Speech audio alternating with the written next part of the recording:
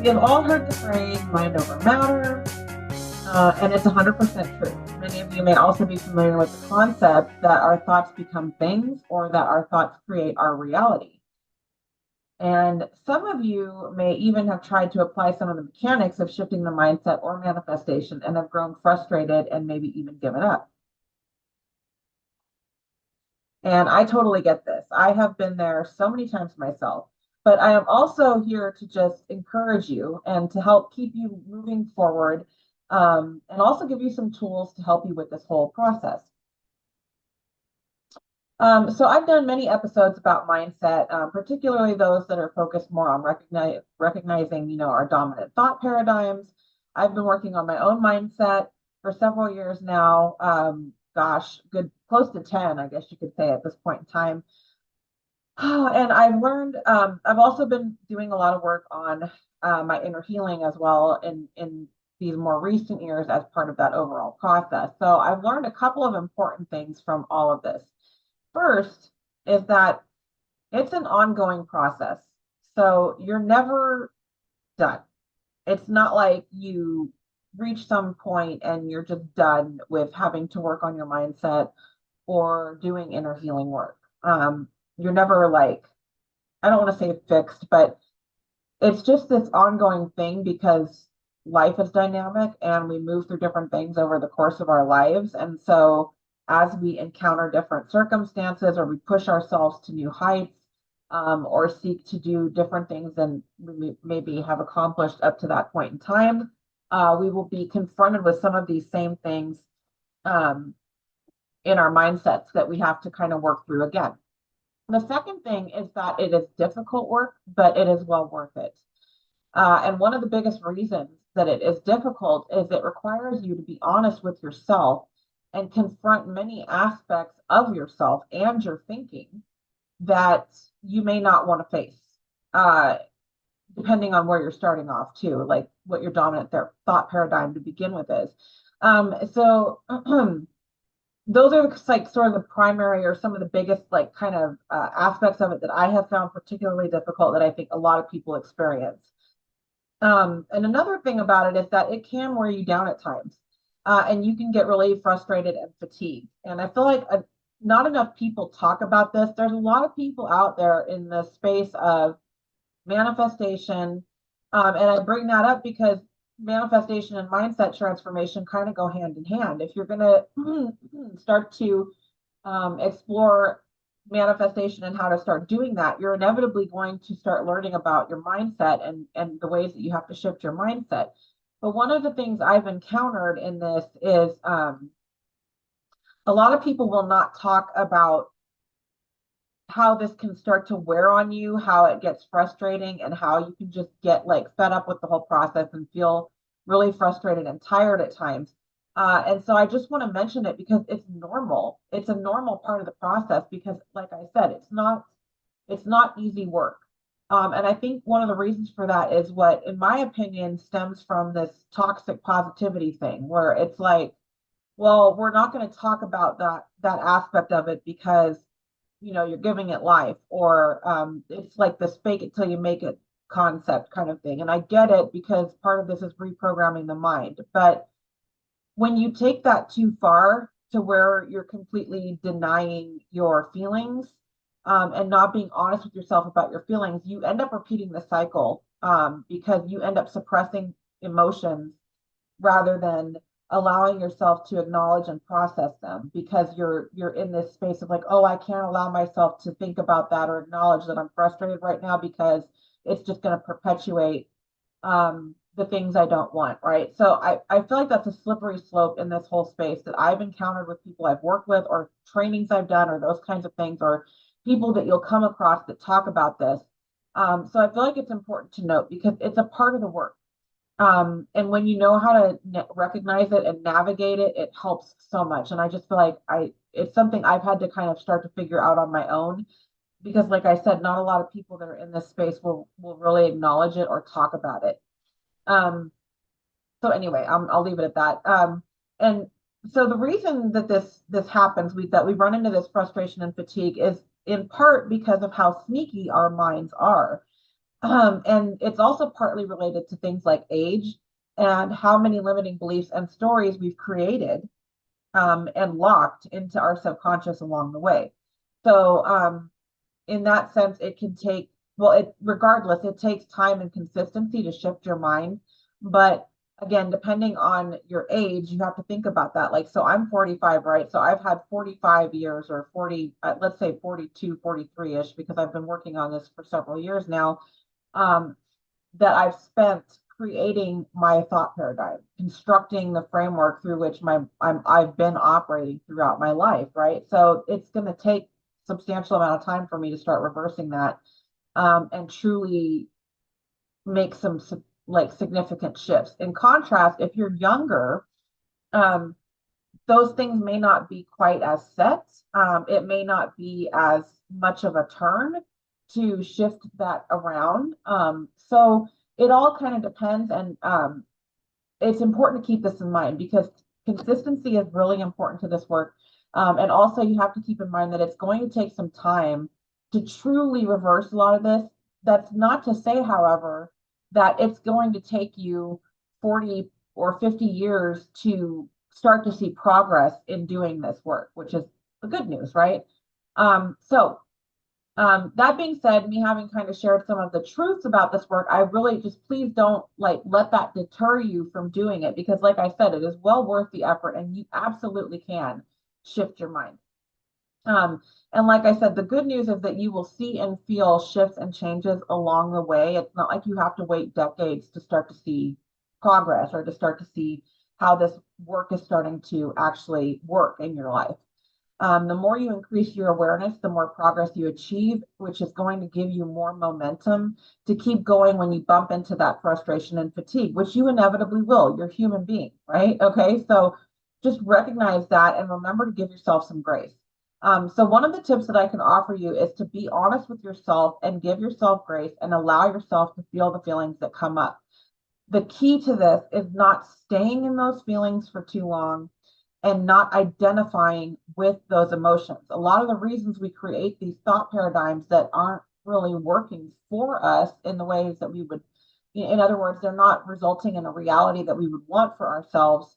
The reason for that is because a lot of us end up identifying with these negative emotions, with these limiting beliefs and stories that we have created. And when we identify with those things, we start to like adopt it as a sense of ourselves and like some sort of truth of ourselves, when really a lot of them are lies and misconceptions. And there are things that we can change and shift. So that's kind of the key to this. And one of the reasons I say it's important to allow yourself to feel what you feel as you move through the work, but don't stay in those feelings. And some of the things I'm going to talk about today are going to help you navigate this. So the first of the 7 sneaky ways that your mind keeps you stuck is victim mentality. Now, this is a paradigm in and of itself, because there's a whole series of things that come from this. But this mentality is characterized by seeing everything as happening to you. Everyone is against you, and the odds are stacked against you, right? So it's kind of like a negative thinking paradigm. It can be a cynical kind of a viewpoint, just more of a negative or pessimistic type of viewpoint. Now, this is actually a mentality I have had in my lifetime and something that I have had to do a lot of work to really reverse and shift. So as you start to work through this and shift your mind, your mind is gonna start throwing all of this evidence up in your face, to validate itself, to validate these stories, and to validate this paradigm that it's created. So some of the ways to recognize this, let's say you start off towards your goals and you hit some sort of a minor snag or a setback or something like that. Something happens that stops you for a brief amount of time or disrupts you in some way. And so then you find yourself getting really frustrated and you throw your hands up and you say, see, nothing ever works out for me. Some kind of crap always comes up to keep me from succeeding, or, something along those lines. So what happens when you do this is this results in 2 different things. First, you've just validated that limiting belief and story that your ego or your subconscious is throwing up as a way to like object to you embarking on some sort of a change. And the second thing it does is that you basically asked to be given more of the same. It's like requesting for more of that to come to you. Because whatever we think and whatever we believe repeatedly and consistently, we draw more of that towards ourselves. And part of what we're doing here is trying to reverse that and change it. So these more automated or routinized or automatic paradigms and belief systems that we have are much better at returning that same thing to us because it's embedded and ingrained and established. So it's going to take a little bit of effort to shift that and to start attracting different things to you. But you can't start attracting different things to you until you start to like really unpack and like cancel out this programming, if you will. So in order to shift this, you have to get to the root of why you believe these things in the first place. Now, that's a whole other episode in and of itself. I have done episodes on this in the past to help you start to like recognize what your dominant thought paradigm is, and also to move through this process where you can start to like identify your limiting beliefs and the limiting stories that you tell yourself. And then you can start to rewrite and alchemize those. So go check some of those other episodes out for more in depth on that. But in the meantime, if you're newer to this, a good thing to start doing is just catch yourself and start paying attention to the kinds of things you say in response to day-to-day things that come up, whether it's good things or bad things. Just start to pay attention to how you're speaking to yourself and the kinds of reactions you are having within yourself to things that are happening. That alone is going to make a big difference because it's going to raise your awareness and start to illuminate for you what your paradigm is and where you might want to start looking at how you change it. And then as you're catching these things, quickly change the statement.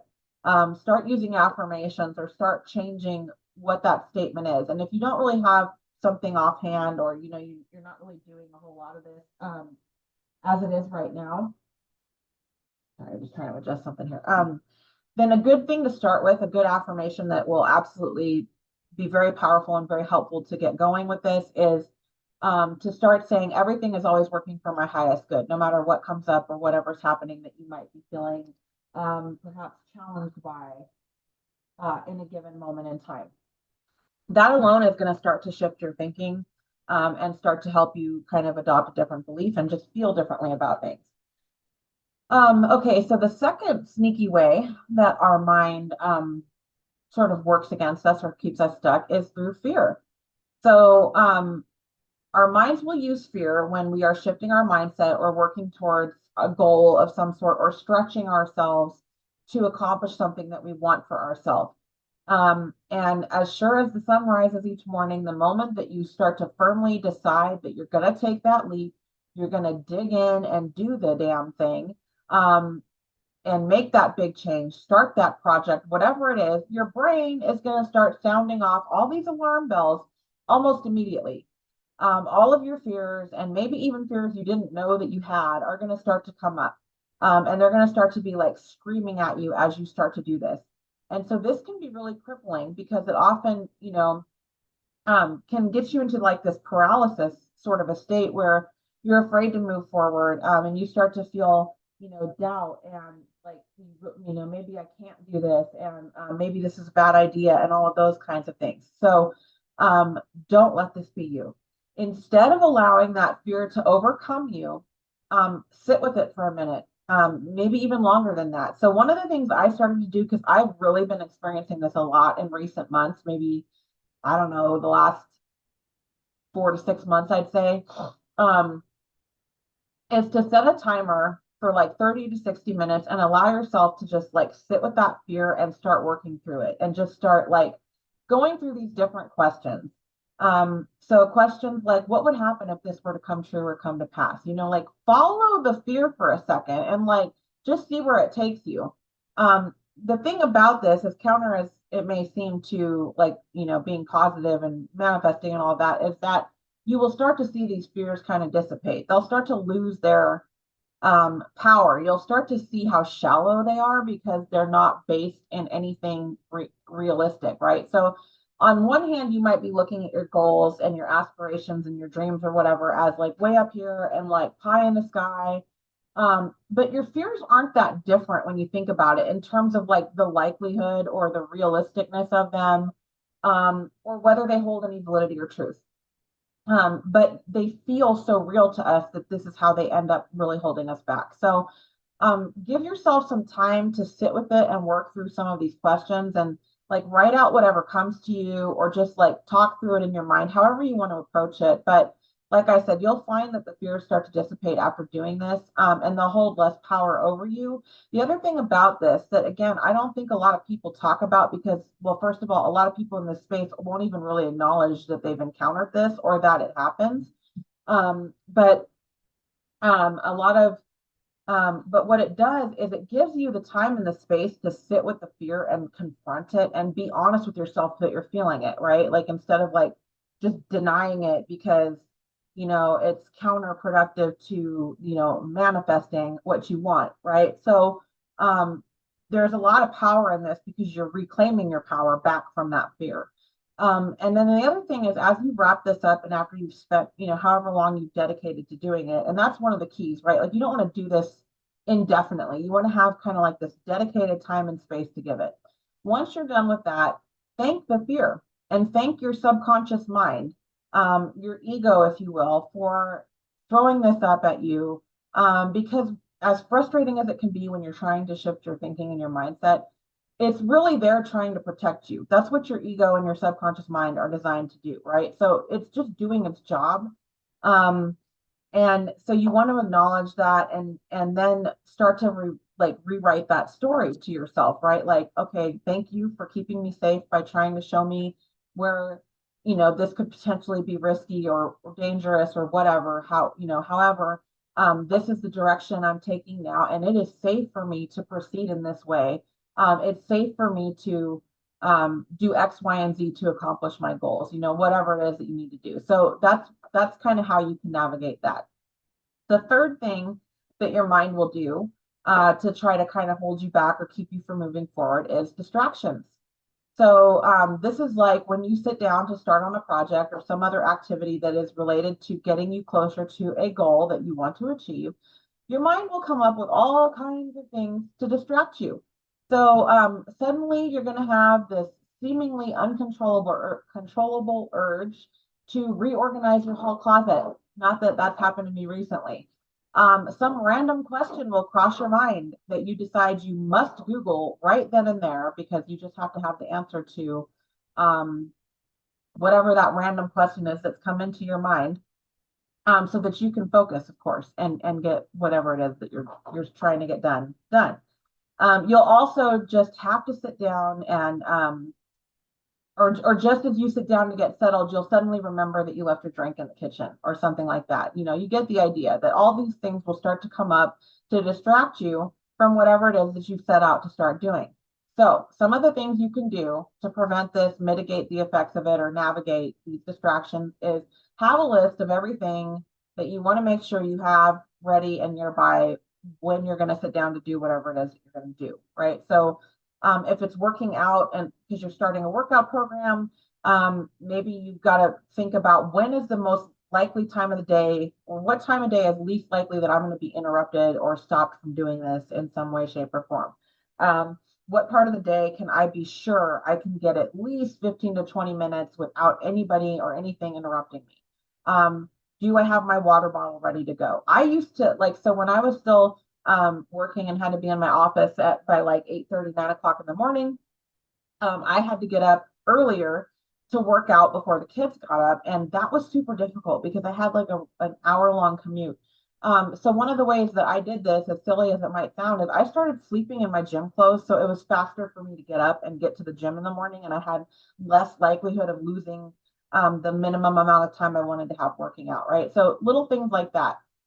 If you know you're going to want to make sure you have coffee with you because you're going to dedicate an hour or two to working on your book or working on some project, then make sure you've got a little thermos with your coffee ready to go and your coffee cup on your desk, or whatever you can start to do to kind of anticipate these distractions that might come up and mitigate the likelihood of them interrupting you. Another thing that helps is breaking things into chunks of time, like 30-minute increments or 60-minute increments. So You can set a timer. You know that you're dedicating this little window of time to doing whatever this thing is that you're doing. And that way, you can commit to yourself, all right, I'm giving this 60 minutes. I'm not getting up until the timer goes off. I'm going to be here for the next hour and I'm going to do blah, blah, blah.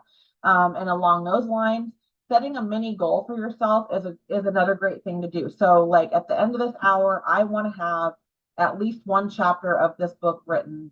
Even if it's a hot mess and needs a lot of editing, at least I've got the core things that I want to cover in this chapter written, right? Or you get the idea, whatever it is, have some sort of an objective that you are going to accomplish within that window of time, regardless, right? This is going to help you get your focus. It's going to help you, like, at least you're giving yourself this chunk of time. Nothing that comes up aside from something crazy like your house catching fire or whatever is going to interrupt that, and the world is not going to end if you stay focused for the next 30 minutes or 60 minutes until you finish whatever this is, right? So that's another great way to help manage that, the whole thing around distractions that can come up. The fourth way that our mind will work to kind of keep us stuck or keep us from moving forward is deception.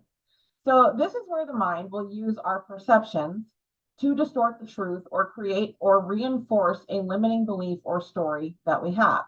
So for example, we might see someone post something on social media about a win with something that they've done in their career or their fitness or some other area that we are also working to have some sort of achievement in. And so then we start to come up with all these things we come up with a story basically about why it's working for them and it's not working for us, or why we think it can't work for us. So it could be, oh, well, they have tons of money to spend on ads, so that's why they've got all these sales or they've got all this success coming in. Or they probably have a fast metabolism and I don't, and that's why they lost 30 pounds and I'm still struggling to get, that last 10 off or whatever it is, right? You get the idea, and we all do it, right? We all do it. It's just something that it again, it's this programming in our minds. It's our subconscious, our ego trying to keep us safe, trying to keep us in a place of comfort, right? The mind will draw from the depths of your paradigm to convince you that you cannot succeed, or that it's harder for you than it is for others, or that it's never going to work for you, in order to keep you in that comfort zone. Again, as far as our subconscious mind is concerned, the new, aka the unknown, is very scary. And as frustrating as it is when you're trying to change or you're trying to accomplish something that is a stretch for you, your subconscious is at the same time trying to keep you safe. So it's like you're working against that while you're also doing something that in and of itself feels like a challenge or a stretch for you. So the best thing you can do in this situation is to be your own best friend. As hard as this can be, if this was your best friend saying these things to you about something they were trying to do for themselves, or in response to seeing somebody else succeeding where um, they're trying to succeed, what would you tell them? Would you validate their negative limiting beliefs or their negative way of thinking, or these, like, maybe self-defeating stories they're telling themselves? Probably not, right? You would want to make them feel better. You would want to boost their confidence because you believe in them and you want them to believe in them. So you would tell them, like, hey, you've got this. Like, you would cheer them on and you would tell them not to give up, and you would show your support and you would let them know the ways that you're there to help them. So do the same thing for yourself whenever you bump into this. And this kind of goes back to the first thing and the tip I mentioned under, shifting the victim mentality, is to be aware of the things you're saying to yourself and the things you're telling yourself. And this is, again, it's tricky because our minds are so sneaky. And they'll bring these things up sometimes out of context. It might not even be in relation to something that you're trying to accomplish. It can come up in something that seems completely unrelated. It's just another way of trying to cast doubt, create sort of this fear, because again, it's your subconscious does not like change. It does not like the unknown because it doesn't know how to anticipate it, and it doesn't know how to keep you safe in those situations. So The fifth way that your mind will kind of work to keep you stuck is with your physical body. So this is kind of similar to just, it's another form of distractions is what'll happen here. So um, it's another way that our mind likes to take us away from what we're trying to do and keep us in the unknown and kind of like put the pause button on us changing. So it'll throw things like aches and pains at you. It will give you a headache. There will be some other kind of bodily discomfort or some other distraction related to your body. Maybe you can't sleep all of a sudden. And so then you're feeling extra tired and having a harder time, like, getting yourself to move forward with something. Another thing that happens is you sit down to do something and you're suddenly like really hungry or really thirsty, or you have to go to the bathroom all of a sudden, or you have some mad craving for junk food that's not part of your nutrition plan when you're trying to lose weight, right? So these are all just different examples of how the mind will throw this stuff up at you to try to distract you. And the more aware you are of this and what your thought paradigm is in the first place, and the different stories that you've been telling yourself, and the memories and the past traumas and hurts behind those stories, the more awareness you have of all that, the better you're equipped you are to navigate all of this, because you can start to catch it. You can start to see why it's coming up and what's happening. And so the sixth sneaky way that your mind likes to work against you in these situations is memories. So this is along the same lines as fears, right? Where our mind will start digging up all kinds of memories of past failures, criticisms, rejections, letdowns, etc. The list goes on and on. All these different things that can like deter you. Like all of a sudden, this stuff starts popping up out of the blue, things that you probably have long forgotten about, but all of a sudden they're haunting you. And so the end result of this is it starts to cast doubts on your ability to succeed, or it'll resurrect some of the more traumatizing memories that you have, that might be related to being noticed or being visible, or it might bring up stories related to success and whatever limiting beliefs you might have heard growing up about successful people or wealthy people, and these negative narratives that we've probably all heard from our family over the years about what that means, and things like they're greedy, and you have to be cutthroat and you have to be ruthless and all these different things, right? So your brain will start to bring all of this up. Again, it's all about trying to keep you in the comfort zone. It's trying to just like deter you from going down this path of the unknown, because it feels unsafe to your subconscious mind and to your ego. So I would say for this one, the best thing to do is to follow the same steps that I suggested related to the fears that come up when you're moving through this. So looking at, what is this showing me? Why is this current situation that I'm in triggering this emotion or this feeling or this memory? Why is it about, or what is it about going into this endeavor that I'm embarking on that's resurrecting these memories and these ghosts of my past? And as you start to look into that, you'll start to get to the root of it. And then again, you'll start to like, it's like it neutralizes it, and it just takes the power away from whatever is being brought up or thrown up by your subconscious mind. And the last sneaky way that our minds work against us is through things like self-sabotage. So this is where you suddenly feel an overwhelming urge to do the things that you know are not going to get you where you want to go. And so this can include a range of things like procrastination, eating foods that you know are not great for you when you're trying to lose weight, not exercising when you know you need to be starting to exercise, or when you're trying to start an exercise routine. Um, Another way that that can look with regard to starting a workout routine is like staying up too late when you know your plan is to get up earlier to work out in the morning. So, in the evening, you might like tell yourself things like, oh, it's fine. I'll get up. I'll just get up and do it. And then when the alarm goes off, you're like, yeah, no. So that's another way that it does it.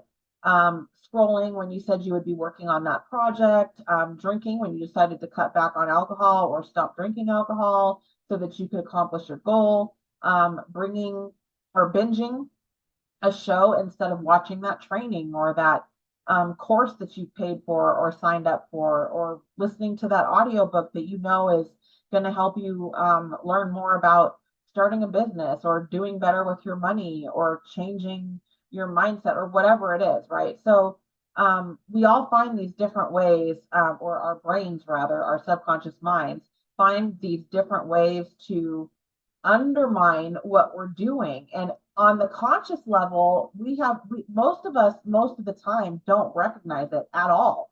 In fact, a lot of times, we're like, why am I feeling like this? Oh, whatever, I'll start tomorrow.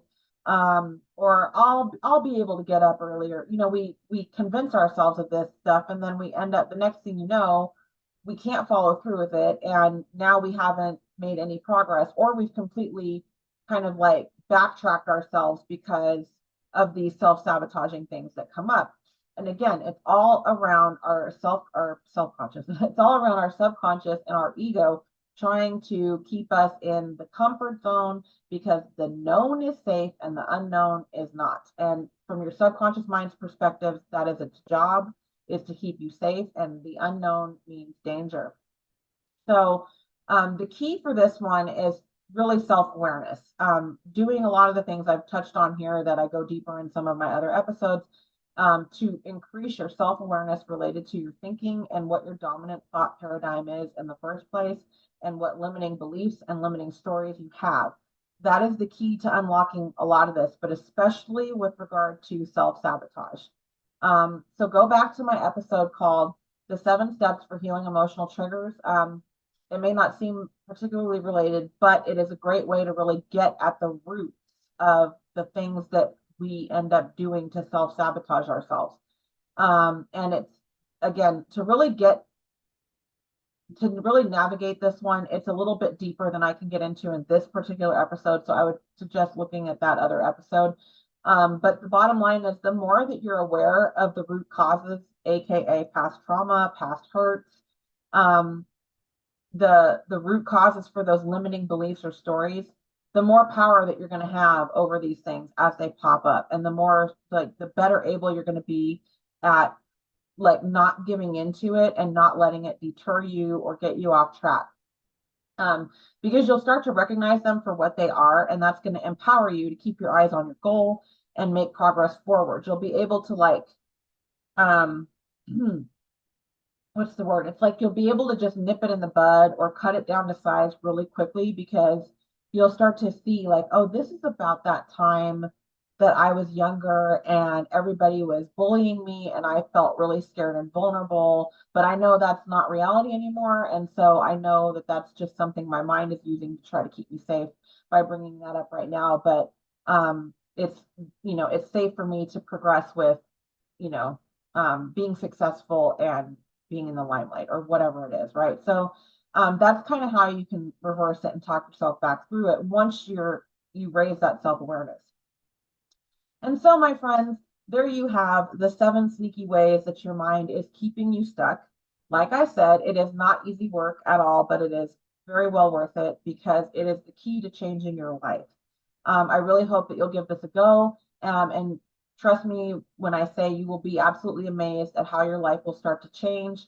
As I touched on earlier, it's not going to take, you're going to start to see progress over time. You're going to start to see evidence that this is starting to have a positive impact on your life. Just keeping in mind that this is incremental. It takes consistency. It takes time. But in doing that, you will start to continue to make progress more and more and more each day, and you'll start to catch things a lot faster, and unlock a lot more within yourself than you ever knew was even in there. So thank you all so much for tuning in today. Please don't forget to like, follow, and subscribe so you don't miss any future episodes. And also, please share with your friends if you think that they would like this podcast or would benefit from some of the things I talk about.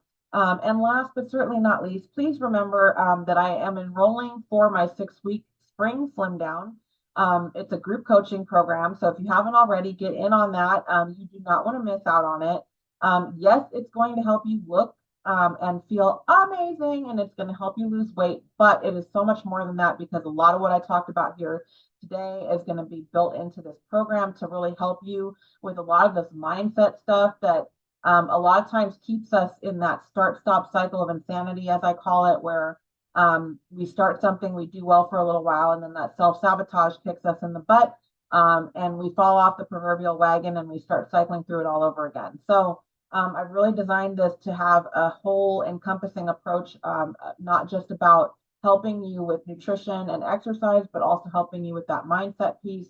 And you're going to get lots of great value, including group coaching, weekly access to me for questions, guidance, and support, and tons of bonuses. So check that out. I'm going to include the link here on the Facebook Live, as well as in the episode description for those of you listening to the podcast, or for those of you tuning in on YouTube.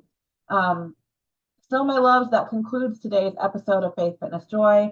And I will see you all next week for another episode of Faith Fitness Joy. Have a wonderful rest of your Wednesday.